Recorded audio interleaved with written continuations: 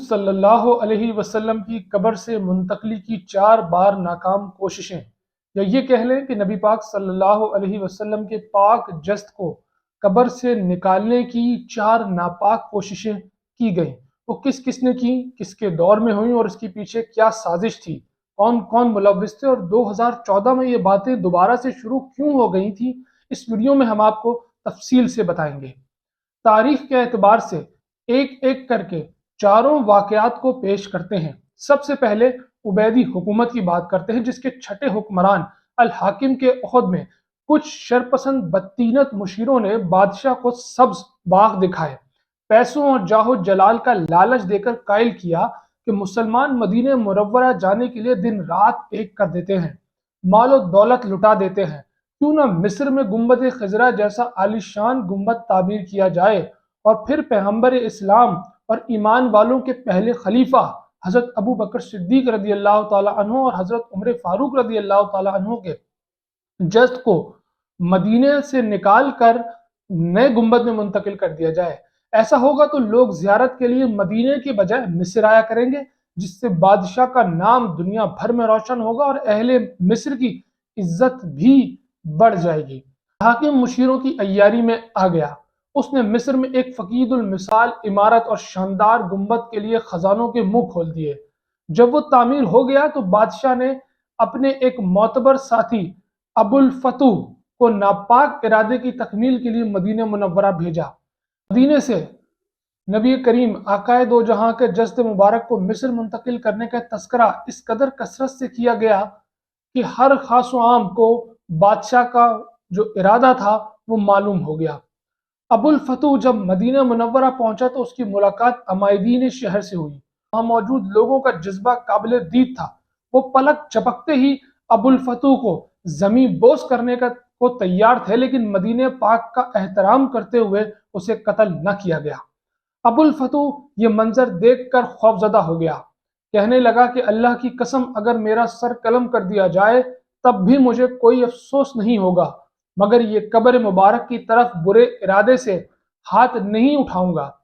کہتے ہیں کہ اس رات ایسی تیز و تند آندھی آئی جس سے محسوس ہوتا تھا کہ کرۂ ارض اپنی جگہ سے ہٹ کر کہیں اور پہنچ گیا ہے۔ ابو الفتوح اس عبرت ناک منظر کو دیکھ کر کانپ اٹھا اور اس کے دل سے بادشاہ کا جبر کا خیال دور ہو گیا۔ اس نے صدقہ دل سے اس ناپاک پروگرام سے توبہ کر لی اور خاموشی سے مصر واپس چلا گیا۔ دوسری کوشش شیخ شمس الدین ثواب رحمۃ اللہ علیہ بیان کرتے ہیں کہ ان کے ایک مخلص دوست جن کے امیر مدینہ سے گہرے تعلقات تھے، انہوں نے بتایا کہ حلب یعنی جو آج کا شام ہے کہ منکرین اسلام کی ایک جماعت امیر کے لیے قیمتی سامان اور اعلیٰ درجے کے تحائف لے کر پہنچی ہے۔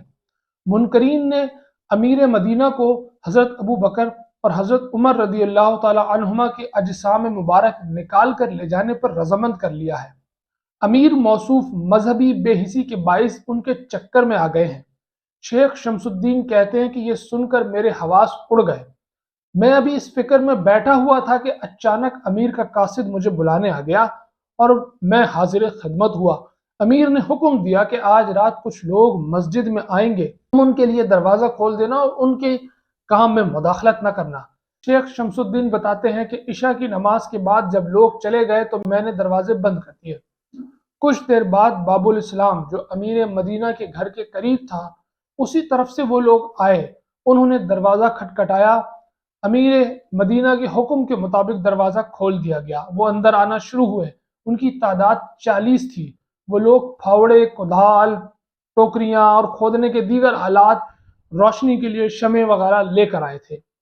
شیخ شمس الدین بتاتے ہیں کہ میں حیران و پریشانی کے عالم میں ایک طرف بیٹھا رونے لگا اور سوچتا رہا کہ یا اللہ تو قیامت برپا کیوں نہیں کر دیتا کہ یہ بدطینت لوگ اپنے عزائم سے باز رہیں۔ یہ لوگ مسجد نبوی میں داخل ہو کر حجرہ مقدسہ کے طرف بڑھتے جا رہے تھے۔ ابھی یہ ممبر شریف تک بھی نہ پہنچے تھے کہ یہ ساز و سامان سمیت سب کے سب زمین میں دھس گئے۔ یہ واقعہ سیدنا عثمان بن عفان رضی اللہ تعالی عنہ کی توسیع کے پہلے مغربی ستون کی جگہ کے قریب پیش آیا۔ امیر مدینہ ان لوگوں کی واپسی کا انتظار کر رہا تھا۔ جو کچھ شیخ نے دیکھا تھا وہ سب بیان کر دیا، لیکن جو مدینہ کا امیر تھا وہ اسے تسلیم کرنے کو تیار نہ تھا کہ زمین کیسے کسی کو نگل سکتی ہے۔ تو شیخ نے انہیں بتایا کہ اگر آپ میرے ساتھ چلیں تو اب بھی کچھ آثار وہاں موجود ہیں کہ ان کے کپڑے یا کوئی چادر وغیرہ وہ زمین سے باہر نظر آ رہی ہے۔ امیر مدینہ نے شیخ کو سختی سے تنبیہ کی کہ اس واقعے کے بارے میں کسی کو آگاہ نہ کرنا ورنہ تمہاری گردن اڑا دی جائے گی۔ تیسری ناپاک کوشش 1162 کے دوران ہوئی، جس کے بارے میں شاید بہت سے لوگ پہلے بھی جانتے ہیں۔ سلطان نور الدین زنگی کے دور میں یہ معاملہ ہوا۔ اس کے کرتا دھرتا جو تھے نصرانی صلیبی تھے۔ سلطان نور الدین زنگی رات کو تہجد پڑھ کر سو گئے تھے کہ خواب میں آقا کریم صلی اللہ علیہ وسلم کی زیارت ہوئی۔ آپ نے 2 افراد کی طرف اشارہ کیا، ان کے چہرے دکھائے اور کہا کہ مجھے ان سے بچا لو۔ نور الدین زنگی گھبرا کر اٹھ بیٹھے، وضو کیا، نماز پڑھی اور پھر سو گئے۔ دوبارہ انہوں نے یہی خواب دیکھا۔ اسی طرح تیسری مرتبہ وہ اٹھے اور پھر نماز پڑھ کر سو گئے۔ انہوں نے پھر یہی خواب دیکھا تو پریشان ہو گئے اور کہا کہ اب سونے کی گنجائش نہیں۔ انہوں نے اپنے ایک مشیر، جنہیں خدا ترس مشیر کہا جاتا تھا، اللہ والا مشیر بھی کہا جاتا تھا، وزیر جمال الدین کو انہوں نے بلایا اور سارا معاملہ ان کو بتایا۔ انہوں نے کہا کہ آپ کو فوراً مدینہ پاک کی طرف روانہ ہونا چاہیے اور اس مہم کو خفیہ رکھنا چاہیے۔ دونوں مل کر مدینہ پاک کی طرف روانہ ہوئے اور وہاں جانے کے بعد سلطان نور الدین زنگی نے اعلان کروایا کہ وہ تحائف لے کر آئے ہیں اہل مدینہ کے لیے، تو تمام اہل مدینہ جو ہیں وہ سلطان کی بارگاہ میں آئیں اور اپنے لیے تحائف وصول کریں۔ اسی طرح صبح سے شام تک یہ معاملہ چلتا رہا اور سلطان جو ہے وہ ایک ایک شخص کو بغور خود دیکھتے رہے اور پہچاننے کی کوشش کرتے رہے کہ جو شخص آقا کریم صلی اللہ علیہ وسلم نے انہیں خواب میں دکھایا تھا کیا یہ ان میں سے کوئی ہے یا نہیں۔ رات جب شام کا وقت ہو جاتا ہے اور پھر وہ پوچھتے ہیں کہ کیا تمام لوگ آ گئے، تو انہیں بتایا جاتا ہے کہ صرف 2 لوگ ایسے ہیں جو انتہائی عبادت گزار ہیں اور صوم و صلات میں ہمیشہ لگے رہتے ہیں، بلکہ لوگوں کو اپنی جیب سے لوگوں کو بانٹ رہے ہوتے ہیں، دے رہے ہوتے ہیں، زکوٰۃ صدقات کر رہے ہوتے ہیں۔ وہ صرف نہیں آئے، باقی سارا مدینہ کے اہم ترین لوگ یہاں موجود تھے۔ تو سلطان کہتے ہیں کہ فوراً انہیں بلایا جائے، میں ان سے ملنا چاہتا ہوں۔ جیسے ہی وہ وہاں آتے ہیں تو سلطان ان کے چہرے کو دیکھ کر پہچان جاتے ہیں اور وہ فوراً ان سے پوچھتے ہیں کہ تم کون ہو، اور وہ اسی طرح سے ڈرامہ کرتے ہیں کہ جی ہم تو مراکش سے آئے ہیں۔ کہیں روایات میں آتا ہے کہ انہوں نے کہا کہ ہم شام سے آئے ہیں اور ہم تو یہاں پر عبادت کرتے ہیں اور ہم حضور علیہ الصلوۃ والسلام سے اتنی محبت کرتے ہیں کہ ان کے حجرے کے سب سے قریب جو گھر ہے وہ ہم نے لیا ہے۔ تو سلطان نور الدین زنگی چونکہ جانتے تھے تو وہ اس پر سختی سے پوچھتے ہیں کہ تم کون ہو، اور فوراً اسے گرفتاری کا حکم دیتے ہیں اور اس گھر میں جس گھر کا وہ بتاتے ہیں وہ وہاں جاتے ہیں، اس کو وزٹ کرتے ہیں اور جب چیک کرتے ہیں تو جو چٹائی ہوتی ہے، چٹائی کے نیچے انہیں کچھ لکڑی کا جو ہے وہ نظر آتا ہے، کچھ آواز سی آتی ہے۔ جب وہ اسے کھول کے دیکھتے ہیں وہ باقاعدہ ایک سرنگ ہوتی ہے اور اہل مدینہ یہ دیکھ کر حیران اور خوفزدہ ہوتے ہیں۔ اس سرنگ کا جب جائزہ لیا جاتا ہے تو وہ تقریباً جو ہے آقا پاک صلی اللہ علیہ وسلم کے حجرے کے قریب تک پہنچ چکی تھی۔ سلطان فوراً ان لوگوں کو پکڑتے ہیں جو گرفتار تھے، انہیں باہر لے جاتے ہیں اور سب کے سامنے انہیں سزا دیتے ہیں، اور وہ دو مجرمان تھے وہ قبول کرتے ہیں کہ وہ صلیبی تھے، وہ عیسائی تھے جو مسلمانوں کے بھیس میں یہاں کئی ماہ سے رہ رہے تھے۔ کئی ماہ سے وہ یہی کام کرتے تھے کہ وہاں سے وہ مٹی نکال کے بورے میں ڈال کر اور کہتے تھے کہ وہ زیارت قبور کے لیے جا رہے ہیں قبرستان، اور وہاں جا کر وہ مٹی پھینک دیتے تھے۔